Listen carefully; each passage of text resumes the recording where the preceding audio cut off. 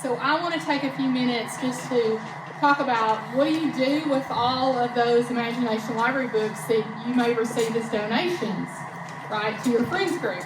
Because you can't sell them, right? So what do? All of these ideas that I'm going to give you started out of necessity, probably better categorized as fear. In 2019, I was minding my own business, watching the news, and saw an investigative report. Many of you may have seen that same report, where a local news station went to McKay's Books, they went to some local children's consignment stores, they went to some mom and pop shops, they looked on eBay, and people were selling Dolly books, reselling them when it clearly says that you cannot do that. And so there was this big expose. Well, immediately my phone started buzzing, because at that time I was the president of the Friends of the Brentwood Library. I had board members texting me, I had just regular friends out in the community texting me, I had city commissioners texting me, and that's when I realized, ruh-roh, I was in a Scooby-Doo episode. And this was horrible timing, because in 3 days we were having our quarterly book sale, where we sold a lot of Imagination Library books. And so the next morning, I was not terribly surprised when my library director called me and said, "Hey, Kathy, we need to have a conversation, and our assistant city manager would like to be on the call." Great, sure, I'm free, got nothing to do today. So I would say our assistant city manager, I call him risk averse. He agrees with me. He also would characterize himself that way. And in this phone call, he said, "Kathy, I don't want to be on the news." And I said, cool, neither do I. I said, "I'd love to be on the news, Friends on the News, if it's something great. I don't want to be on the news if it's bad either. We're 100% in alignment." And he said, "Great, what are you going to do about it?" I said, "I'm going to go right now. I'm going to pull all the Imagination Library books from our book sale." And he said, "Great, this is not a problem." I said, "No, sir, this is not a problem." So that's what I did. So I immediately then started thinking about, what am I going to do? I don't want to throw these books away. How am I going to get them back out into the community in a way that honors what Dolly intends for them to do, right? Put them back in the hands of children, promote literacy, promote libraries. So I started thinking about, what does that look like? Well, also, if you know me at all, I go big or go home. So I decided to go big with the first idea out of the gate, which I probably maybe stole from David's group, the Friends of Williamson County Library. They do a Halloween book event, and I said, yeah, let's try that. And we called ours Booktacular. We do it the Saturday before Halloween from like 3 to 5 in the afternoon. It was 2019, right, when this happened, so the first time we did it, it was October of 2020. I'm great with the timing, if you're not catching this timing problem I have. So we did it in mask. Again, if you've ever done an event with me, I'm 100% certain no one is ever going to show up to anything. I will be there at 2:55 saying no one's going to show up. Dustin will be like, "There's 75 people in the lobby, Kathy." I'm like, "Nope, they're not here for this." I'm Debbie Downer all the time. So I thought if 50 people showed up, it would be fantastic. 178 people showed up in mask. It was great. The teacher in me wanted to make this a learning objective. So we did a map. That's what's up there in the top corner of this slide. So, I had to have a learning target and all that kind of stuff. So we scattered the stations across the library, partially for social distancing, but also we made those stations highlight items that the Friends had funded. So it was a great way to also promote items that the Friends had funded. It was a great way to show off areas of the library that perhaps, particularly families with children may not have explored yet. They maybe only turn and go to the children's library, so they hadn't gone to these other areas. So that was all a win-win situation. So we had 15 treat stations. The last station was you came and got a book. You got an Imagination Library book. That we had obscured the label, obviously. There's a great little roller stamp that will do that. And then you can see in the bottom corner we slap a label on it. It says, "Thank you for coming to Booktacular. Keep reading. Love the friends." And that's, Yes, is that legal? it is. Okay, you got permission. It is.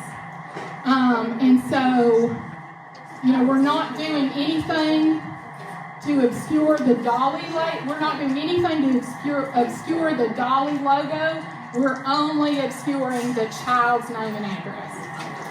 And so we also give them a membership flyer, and we give them a book sale bookmark with all the book sale dates. So, but you can adapt this for anything. You don't have to do Halloween. You could do back to school. You could do a Bunny Loves Books for Easter. You could do a Valentine's Day. You could do a Christmas thing. So think about a big event that's friends-led. Now, if you don't want to do a heavy lift and you aren't, you don't want to go big or go home the first thing out of the bat, that's great. Maybe tag on to an existing library event. Does your library have a summer reading kickoff? An end of the year summer reading celebration? Do they have a morning with Santa or a Santa event that you could tag onto where you give out a book? And this is very low effort, right? You just need a table. And I gave you some pictures here so you can see kind of what our table looks like.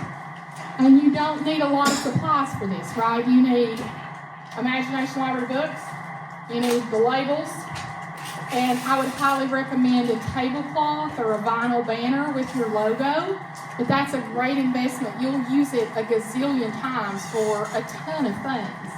And it's kind of a one-time investment. It was actually Dustin's idea to do Dolly books at a Morning with Santa event at the Brentwood Library because, you're waiting for Santa. And so to have them there for them to sit down and read and then just kind of put a little bit of the crying and the whining and the wiggling. Talk with your staff. They may have great ideas for how you can repurpose those. Yeah. The Dolly books, are they ever repeated? They are repeated. There are some standards. So, obviously, her, Coat of Many Colors, I Am the Rainbow, The Little Engine That Could, there are several like that are repeated. But every year, the group of selectors get together, and they each come with a set of books that they want to argue for. And it gets quite intense. There are some documentaries about that. Theresa Venable, who used to serve on our FOTL board, is one of the selectors. And I love to listen to her talk about the books that she argues for and advocates for. And they get quite heated. So there's a good selection that rotates every year. But there are some ones that are kind of mainstays. Like When I Go to Kindergarten. Yeah. Not one of my favorites. I've read that. Yeah, but every kid, kind of their last one as they age out of the program is When I Go to Kindergarten.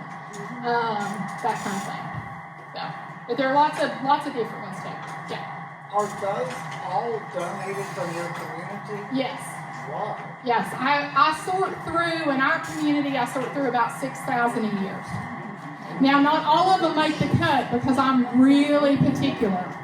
I have a pretty high standard for them to go to Booktacular. I have a little bit lower standard for them to go to these other events, but my Booktacular standard is must look brand new, no writing in it, no markings in it, no water damage, no teeth marks. Janice is often in the sorting room with me, and I'll be, yep, that's poop. That's puke. Oh, no, that might be chocolate. You know, like, I have some pretty, but I sort through about 6,000, but I try very hard to get them lots of places. The other great thing you can do with them, I am a big believer that friends need to have a presence outside the library. Friends need to be advocating for literacy and the library outside of the library doors and be a big part of the community. And so if your community has Depot Days or a festival or the county fair, see if you can get a booth. Is there a 4th of July celebration? Or do they do movies in the park or a summer concert series? Ask for a booth. If Arbor Day is big in your community, Arbor Day in our community is huge. It's one of the biggest things that happens. The tree lighting, if you can participate in that, see where you can plug in and have a booth. In our community, historical celebrations are really important. We have a historic mansion, Ravenswood Mansion, that the city owns and rents out for events and weddings and things, that had a 150th year anniversary this summer when it was 102 degrees. So, when your city commissioner, who is the head of the historic commission, texts you and says, Kathy, would you all like to have a booth at the Ravenswood Festival? It's like Martha Gill saying, do you want to be president? You don't say no. You say, yes, Ann, we would love that. Because we've been in a community, and it's important now, right? They asked Leadership Brentwood, and they asked Rotary, and they asked the Tree Board, and they asked Friends. So Friends is going to say yes, even though it's 102, and I'm a big girl, and 102 is a lot of heat. So we paraded around, and then we were there for 4 hours. And this picture is at the end of us parading around and having been there for 4 hours. We don't look okay. So all the people in this picture are not, they're not going to be happy. This never happened. You never saw these pictures. But I wanted you to see what our table looked like with the dolly books. And we have these cute little collapsible little bins that hold them standing up. And so, I wanted you to be able to see what our tablecloth looked like and what our banner looks like so that you could get a feel for what our setup is. Very simple setup, nothing fancy. And then this is our setup at the tree. We do a Christmas setup in the lobby of the library. So there are lots of possibilities that you could do at community events. And then if you want to play nice, we talk a lot about playing nice in the sandbox, building relationships with elected officials.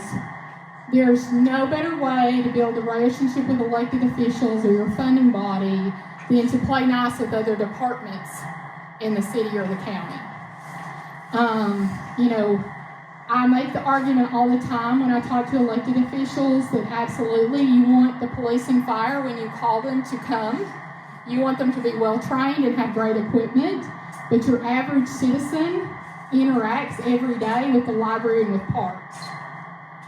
They may interact 2, 3, 4 times in their lifetime with police and fire, and you want them to be there and you want them to come quickly and be well trained, but your day-to-day interaction is with library and parks, and so library and parks are very important. But we want to play nice in the sandbox. And a super easy way to do that is to do nice things with police and fire. So the staff at the Brentwood Library had this awesome idea. They wanted to work with the fire department to do little libraries at the fire stations, because fire employees are there for extended periods of time, right? They may have downtime. We put some puzzles and games and books there. That would be great for them. So the staff approached Friends and said, hey, can we use some donated puzzles, games, books to make these little libraries at the fire stations? And we said, sure. So we pulled some items for them, and they started with one fire station. It was such a success, we ended up outfitting all of them in the city. It got picked up by the news, which was great. We put some dolly books in there so that if firefighters wanted to FaceTime with their children and read them a bedtime story, they could. If they wanted to take those books home at the end of their shift and read to their children, they could. And then our police and fire are incredibly competitive. They have a blood drive every year. It's like a knockdown, drag-out fight. And I no longer donate blood because I have friends on both, and it just got to be unruly.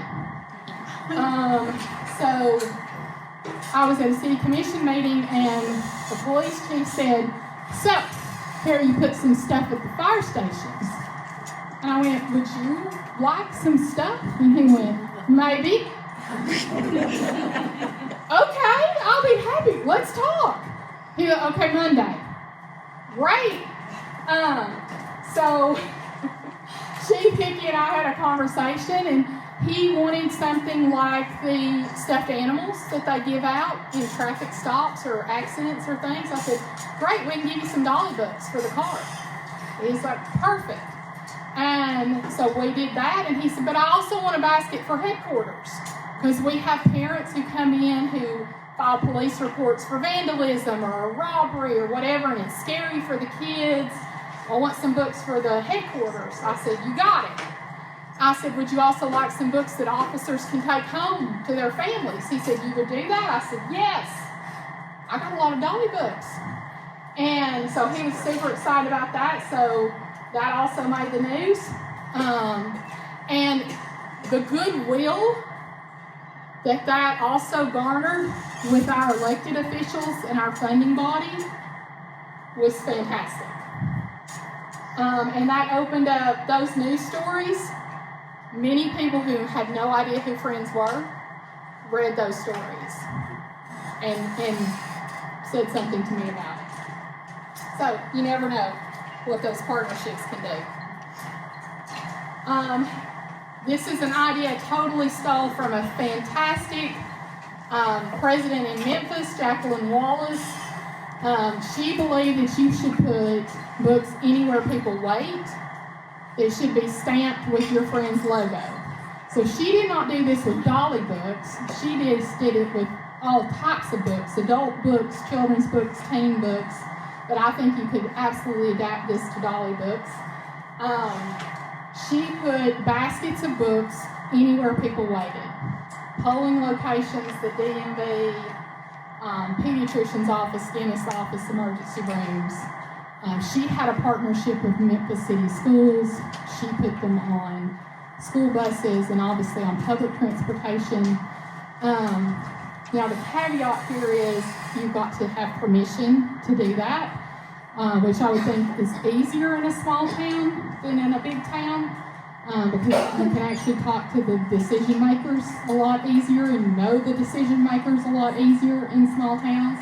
But consider that.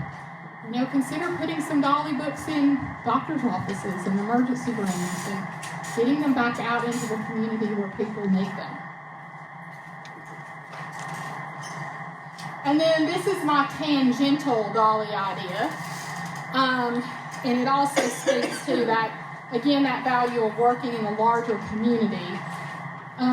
So when I was in a leadership Brentwood class, I really wanted to do my project at the library.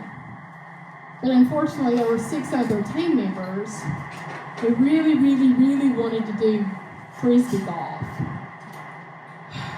So I planted a seed about a story walk, which fortunately took root the next year with another leadership Brentwood class that decided to pay for the podiums of a story walk at our library. So the library abuts parkland, and the library is actually an arboretum. So there's this beautiful walking trail already existing. So they paid for the story walk with the agreement that the Friends would provide the story panels in perpetuity until the library decided they didn't want to fund the story walk anymore. So the Friends pay to print the stories. And we now use exclusively stories that have been used in the Imagination Library books because we can receive the copyright for those through the Imagination Library Foundation and the Governor's Early Literacy Foundation. So it's a great, easy way. You don't have to go through all the rigmarole with the publishers trying to get the copyright for the stories to use. And then a few years after that, one of the teens of the Teen Advisory Board wanted to give a gift to the Friends, and they made the little free library, so we put that at the end of the story walk.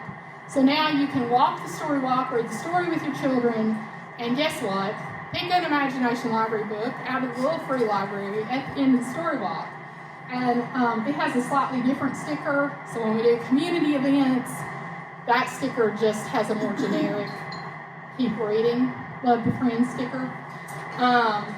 And the last leadership room class just finished putting concrete pads and 2 picnic tables, and they have chess boards, so you can go into the library, check out chess and checkers. And so we're really continuing to make this a destination. So you can do your story walk, read your story, play a game, have snacks out there on the story walk trail. But if you're interested in having a story walk, we can absolutely talk later because you can get 100% funding for that, and I can help you connect you with the right people for that. And obviously, if you want to talk about any of these ideas, you can contact me through the FOTL website and we can talk about it.